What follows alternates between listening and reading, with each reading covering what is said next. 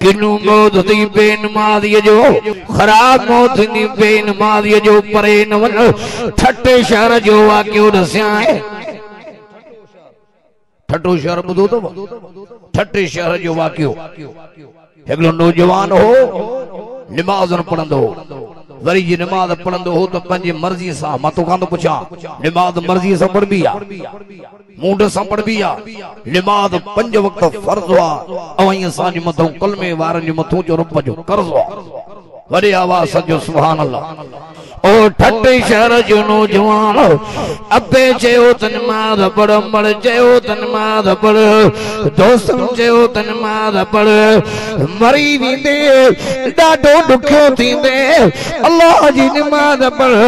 ڈاڈو قبر میں پچھتائیں دے تکبر میں آیو یہ لفظ زبان کا چی وٹھو بھلا جے مری ونیا تو ماں جانا قبر جانے ماں جانا اللہ ہو جانے عذاب رب کندو ماں انہیں عذاب کے محبان نہیں دو تو مجھے قبر میں نہیں دے جاہلانہ گفتگو کرے تو رب کے لفظ نوانیا ایکڑے مہینے میں بیماری آئی ٹیڑیت ایڑی بیماری آئی پیشاب پائے خانو واتم وائسو اللہ کرنے مڑے ٹیڑیاں ایڑی بیماری آئی پیشاب پائے خانو واتم آئیسو ڈاکٹرن بھی جواب دنو حکیمن بھی جواب دنو عزیز قریب بھی اتو کٹھیویا ہیڈی ہر مڈے تن راتن کھاپو موت تھیو عزیز قریب ہتھ پیا کھڑائیں ہاں مرے تو جند چھٹے پچھاڑی عزیز بھی بیزار دوست بھی بیزار ایڈے مانو جی کیر کندو ہزائیں تو جرے موت تھیو کنے مڈے جرے موت تھیو قبرستان دے جنازو کھنی ہلیسو سجے شہر جا کتا بھی جنازے سنگڈو ہلیا اوہ مانن کے پیا ڈاڑھن مانن کے پیا پٹن ایکلن کوہاریوں کھائیوں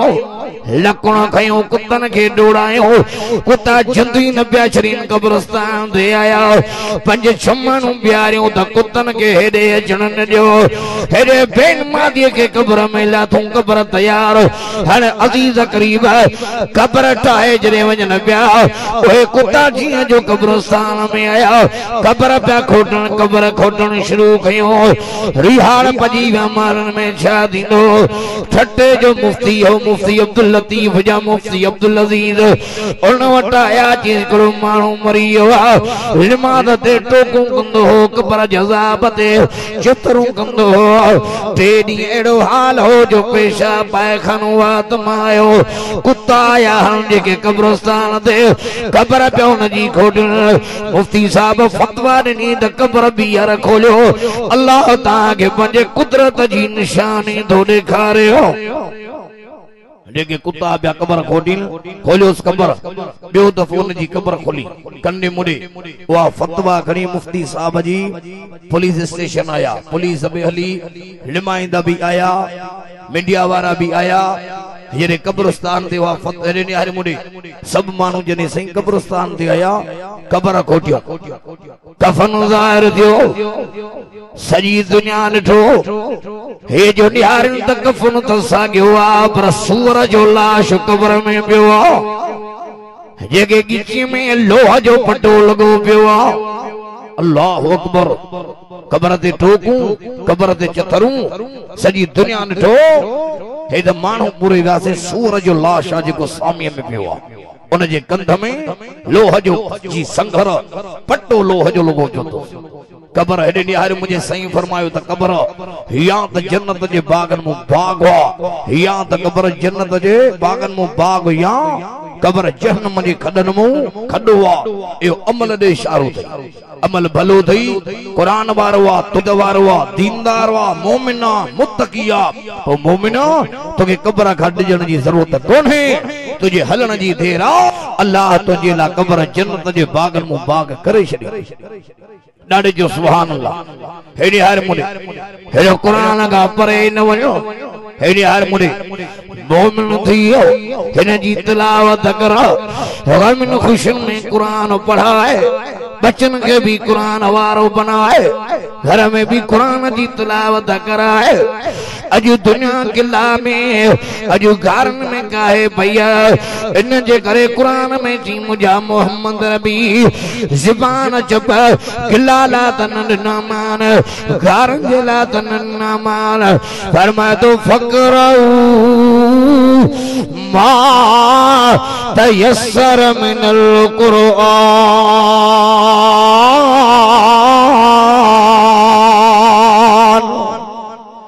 انہا ڈاڑے جو سبحان اللہ یا زبان ہے چپو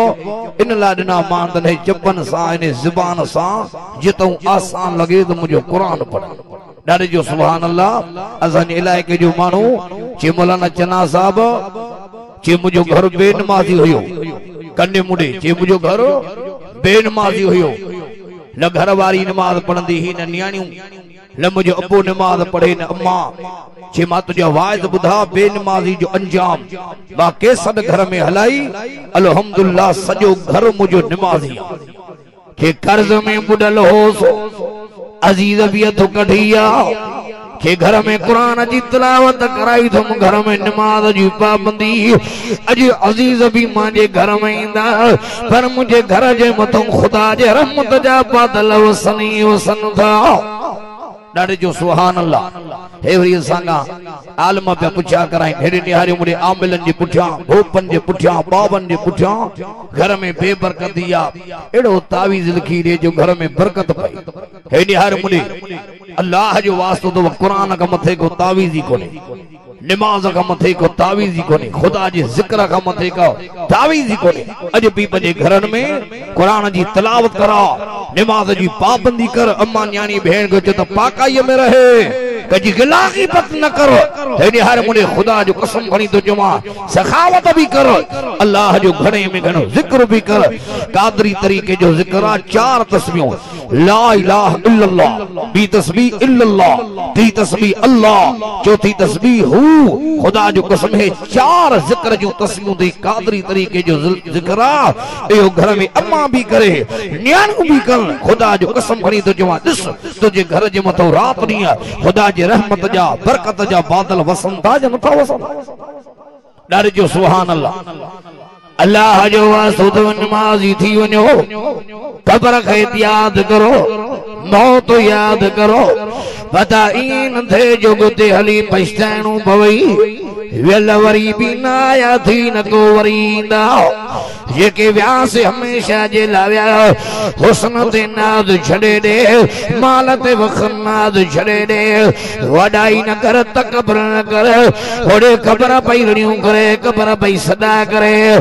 اوندھائی جی جائے یہاں کے لائے بجی جائے یہاں ساتھی جو انتظام کرے جائے ماں قبر اوندھائی جی جائے یہاں روشنی جو انتظام کرے ماں قبر جیتن مکوڑوں جی جائے ہیں بستر جو انتظام کرے عظامتوں کا پوچھا دنیا میں تو سمندہ ہوں نرم گرم بسترن دی شاہ قبر میں بستر عزیز وچائرین دوا قبر میں بلب ہلن دوا سیور بارین دوا ہن ہر مڈے کو عزیز قریب ہلندوئی نہ ہلندوئی ہن سا رکھو یاری وہ قبر میں لگندی بہاری انیا ڈاڑے جو سبحان اللہ قرآن سنجن یاری رکھی خدا جو قسم ان جی قبر میں بہاری ٹھنڈے آدم جے علاقے لئے بدھائیوں سنگڑ گوٹھو تو برسات وٹھی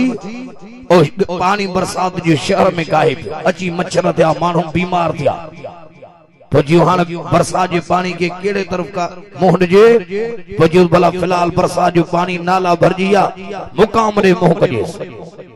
مقام نے برسات جو پانی جو مہن گئیوں کاہے پہ پانی مقام میں پرانی قبر قبرستان میں پھاٹی یہ جو نظر کل پرانی قبر ہوئی قبر ڈار ہوئیوں ڈار ہوئی قبر میں کھڑو تھو نظر جو کل سفید کفن نظر آئیو جلو ہانے عزیز قریب پورے ویاہ سب جو سبحان اللہ وڈے آواز یہ جو قبر جی کھوٹائی گئیوں لاش صحیح سلامت نے تو موسم جو لاش عزیزن کے خبر پئی ابو بھی جیرو بو بغایو اما قراری بھجن دی آئی بھائر بھی آیا چاچا ماما بھی آیا بھاکر پائے چمڑی ابے کے بے مبارک آیا چے گھنوں ٹیم گزریو تو جے 5 سال دیا موت جے مہجڑیو موت دیو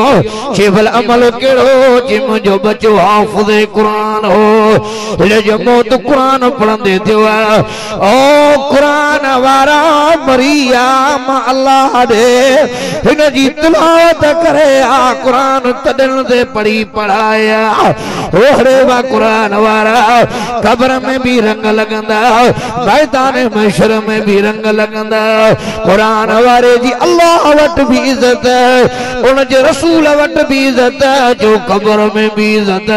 قیام جو ڈیو تھیندو جہنڈیاڑے ہر جیو ہر جی کم بیدار ہوندو یوم یفر المرء من اخیہ و امہ و ابیہ و صاحبتہ و بنیہ جیکے عاشق ہو قرآن جا ڈاڑے جو سبحان اللہ چو تو قرآن سچوا وڈے آوازاں قرآن تو جے اڑی ہوں یہ ڈیارے بھا ماں بیدار اولاد پہ ماں بیدار ماں اولاد ماں بیدار 50,000 سال جو ڈیارو جہن ڈیارے ہی قرآن تو جے ظالم مرس ماں بیدار مرس ظالم ماں بیدار اوہ قرآن تو جوئی کھول قرآن قرآن شاہ تو جے یہ ڈیارے زمین کے بھی تو جو ویندو اج دو حق تو زمین دے گھمے اج پرید تھی زمین دے ہلے اج قتل کرے دھاڑا ہڑے پھریوں کرے چوریوں کرے غریبن کے رنجائے ہاں وحشی تھی زمین دے گھمے قاتل تھی زمین دے گھمے زانی تھی گھمے شرابی تھی گھمے قرآن تو ٹے ہوڑی تھی تو جو خدا زمین کے تھوڑی تو اذا زلزلت الارض زلزالہا چو تو قرآن سچوا انیا وڈے آوازاں بلند آواز سچو قرآن سچوا بدھ قرآن ہیڈی ہر منے وائدو کہ تم جترو ٹرم بھی گالائیں تم انشاءاللہ قرآن کا بہر نوین دس انیا ڈاڑے جو سبحان اللہ ہی بزرگ بے نشتے تھی اسا قرآن نہ پڑھوں یہ جماعت سگوری آئی ہے جگہ ہیری صدی میں بسترہ چھڑے گھر چھڑے ہیری ہر منے تچال چھاجے کرے آئی ہے جماعت تونی کرے قرآن بدھاؤں نا پجھے کہ عاشق و قرآن جاتو کنی جو سبحان اللہ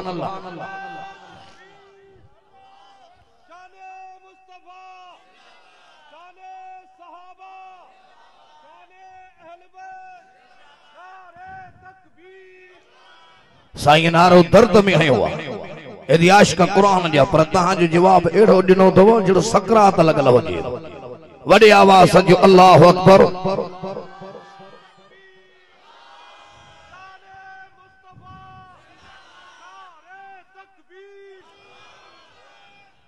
اذا زلزلت الارض زلزالها واخرجت الارض اسقالها وقال الانسان ما لها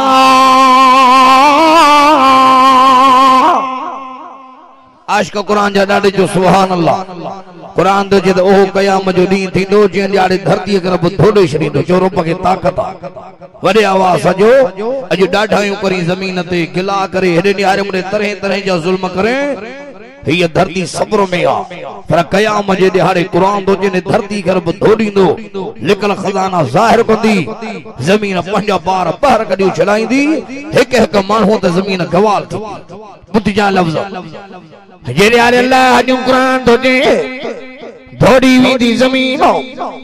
ایک ایک دی مانہوں تے زمین گوال تھی دی رب پکڑ کے ہنتے زنا کرے ہلندو چوری کرے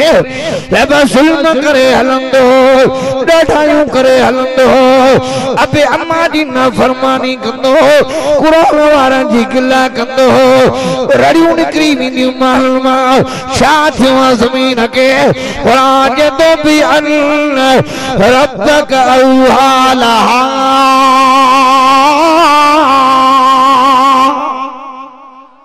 قرآن تو جے ہا زمین پنجی مرضی سنو خدا جے مرضی سن گالائیں دی کنڈے مڈے جہن ڈیارے زمینوں خبروں بیان کر دی اے انہ ڈیارے قرآن تو جے 50,000 سال جو ڈیارو ہک ہک کے اللہ جو حضور میں جو حاضر چنو پتو جو تو قرآن سجو بڑے آواز سجو اے ڈیار مڈے اچ تو قرآن جی رحمت سمجھایا قرآن جی محبت سمجھایا سجو سبحان اللہ یہ ڈیارے اللہ جو قرآن تو جے کھول اللہ جو قرآن سج بے نور کہو بیندو اذا الشمس كورت واذا النجوم انكدرت یہ نعرے قرآن تے سج اندھو کہو ویندو آسمان جا ستارہ زمین تے کرایا ویندا ان نعرے قرآن تے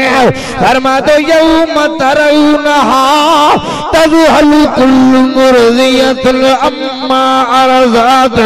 وتضع كل ذات حمل حملها وترى الناس سكارى وما هم بسكارى ولكن عذاب الله شديد اللہ اکبر شاتو قرآن بیان کرے جے مانا بدھی ہے نیار بدل دہل جی وجہ قرآن تو جے اوہ قیام جو نہیں دیندو جے نیارے حمل بھی ضائع تھی حمل پٹ دی گرایا بھی انہاں نیارے مانو تھڑندا تھاپڑندا نہ بھجن جی وات نہ لکن جی جائے کائی پناہ نہ ہوں دی آسمان از السماء انشقت از السماء انفطرت آسمان میں ٹکر کیو ویندو خدا جو عرش عظیم ہوندو ستن قسمن جا مانو ان عرش جی ہیٹھوں شام جی ہیٹھوں ہوندو باقی انہاں ڈیہارے قرآن تو چے کوئی کجو مددگار نہ ہوندو ہر جی کا بیزار بڑے قرآن تو جے اسرافیل فوقیندو سورہ موابی مقامن میں اتھاریا بیندہ جو تو قرآن سچوا بڑے آواز ہزارے کروڑ سالن جا مری بیلو قرآن تو جے کھمبن جیاں اتھندا جرے اسرافیل فوقیندو سورہ رجو کرے جندہ قالو یا ویلنا من باسنا من مرقدنا هذا ما وعد الرحمن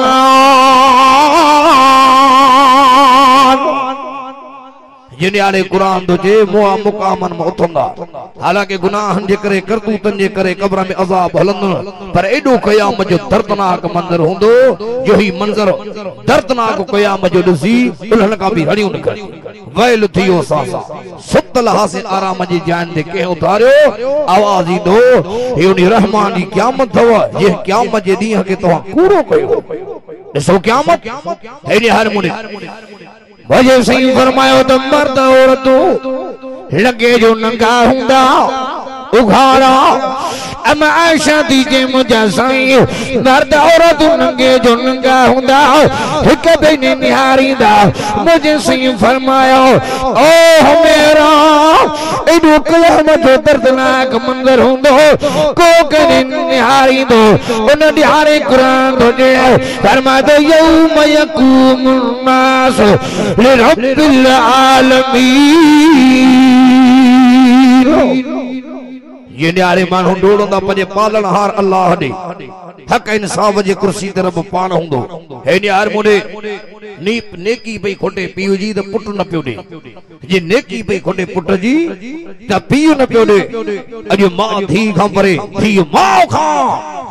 اجو مرشد مرید کھاں پرے اجو مرید مرشدن کھاں حق انصاف جے کرسی طرف پانا ایکڑے طرف جنت سجے پاسے کھبے پاسے جہنم 70,000 لگام جہنم کے چھکیندہ ایک لگام کے چھکن وارا 70,000 ملائک اوڑے قرآن تھو جے متقن جیلا مومن جیلا خدا جنت کے عورتی کر بڑے آواز مومن جیوے جو پشتو کہو ویندو ڈاڑے نچے جا سبحان اللہ اجا بڑے آواز قرآن بھی جدہ وَأُزْلِفَتِ الْجَنَّةُ لِلْمُتَّقِينَ اج متقی ہیرے ہر منے بشت جے ویجو ہوندا بشت اورتے کہے ویندو ہوڑے خبے جہنم وری وچ تے وچھائی ویندی پلس رات جہنم جے متھوں پلس رات پار تھی مومن جو خدا جی جنت پر ان ڈیاڑے ہی قرآن جنت جے دروازن تے بیٹھے ہونگو اج ڈاڑے جو سبحان اللہ بلند آواز اج تے ڈاڑے بلند آواز جو سبحان اللہ یہ ڈیاڑے اللہ جو قرآن لورانی پر رکھو لے جنت جے اٹھنی دروازن تے بیٹھے ہونگو اور اللہ جی قرآنی زمان ماں سڑ تھی دو قرآن آوارن کے این صاحب القرآن ڈاڑے وڈے آواز کاڑے ویا دنیا میں یہ کہ قرآن پڑھندا پڑھائیندہ قرآن غمن میں قرآن پڑھائیو خوشن میں قرآن پڑھائیو نیاری جائی قرآن پڑھائیو پٹ جایا قرآن پڑھائیو نیار پٹن دے شادن میں قرآن پڑھائیو لے سردیے تے نظر کئیو لے گرمیے تے نظر کئیو بسترا چھڑیندہ کلاک قرآن بدندہ او قرآن وارا اور یا دنیا میں تو مالا کے راضی کہو اور یا قرآن وارا اج مارب تہاں کے راضی کہو دنیا میں مجھو قرآن پڑھی سیکلن دے قرآن پڑھی چنچن میں قرآن پڑھی اور چھپرن میں قرآن پڑھی اور یا قرآن وارا اج سونے دے جہازن میں وہاریا اور یا قرآن وارا تو چاری راضی کہو با عمر بھر مارب راضی کہو